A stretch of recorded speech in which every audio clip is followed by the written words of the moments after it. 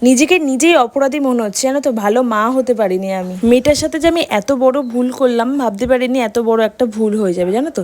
তো চলো, good morning. সকালে ভিডিওটা স্টার্ট করে দিয়েছি। আজকে সোমবার, চিনির স্কুল। তো এই যে দেখো, চিনির মিমি এসেছিলো। চিনির মিমি কিন্তু চিনিকে ব্রাশ করে দিল। আমি কিন্তু নিজে রেডি হয়ে গেছি। চিনিকে রেডি করিয়ে এখন আমরা চলে যাচ্ছি চিনির স্কুলে। আর যখন বিপদ আসে না, সব দিক দিয়ে আসে, জানো তো। এই যে ভালো মতন যাচ্ছিলাম, হঠাৎ করে রাস্তায় কিন্তু তোমার দাদা ভাইয়ের গাড়িটা লিক করে গেল। তো তারপরে এই যে আমরা তো তাড়াতাড়ি করে কিন্তু টোটোটা পেয়ে গেছে। আর একটু দেরিও হয়ে গেছিলো আগে, জানো তো। ওই যে বললাম যে যখন হয় কিন্তু সব দিক দিয়েই হয়।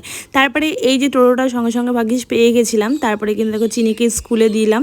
এই যে চিনি এখন একা একাই কিন্তু স্কুলে যায়, জানো তো। ও খুব গুডগাল হয়ে গেছে, এত ভালো মেয়ে, সে আর বলার মতন না। কিন্তু এই ভালো মেয়েটার সাথে যে আজকে এটা হয়ে যাবে ভাবতেই পারিনি, জানো তো। তো চলো বলি কি হয়েছে। আসলে জানো তো, ও সকালবেলায় কিছু না কিছু আর কি খেয়ে বেড়ায়, কিন্তু আজকে যে কি হয়েছে, আজকে আমাকে বলেছে যে আজকে আমি কিছু খাবো না, আমি পড়াশোনা করবো তারপরে খাবো। মানে স্কুলে গিয়ে পড়াশোনা করবে, তারপরে সবাই একসাথে টিফিন খায়, তো সেই টিফিন খাবে।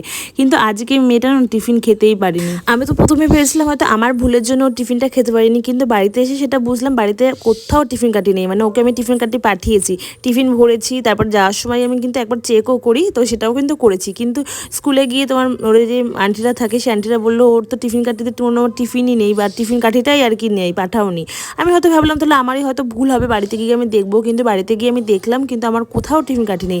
যেখান থেকে আমি টিফিন বেড়েছি বা ঘরে সব দুটো ঘর আছে, সেই দুটো ঘরে সব জায়গায় খুঁজেছি কিন্তু পাইনি। তারপরে চিনি বাড়িতে এলো, বাড়িতে এসে বললাম যে ভালো করে আমি জিজ্ঞাসা করলাম যে চিনি কী হয়েছে, তোমার টিফিন কাঠিটা কি তুমি পাওনি? বলছে না, জানো তো, আমার পাশে দুটো মেয়ে বসেছিল, ওরা নিয়ে নিয়েছে।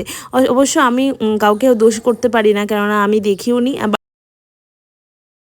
কিন্তু শিওর আমি টিফিন গাড়িটাকে পাঠিয়েছি। অবশ্য এদিকে দেখো, চিনির মিমি আবার একটা টিফিন গাড়ি কিনে নিয়ে এসে পরের দিন হয়তো স্কুলে গেলে পাবো, কেন চিনির স্কুলে সিসিটিভি ক্যামেরা আছে, অবশ্যই দেখা যাবে।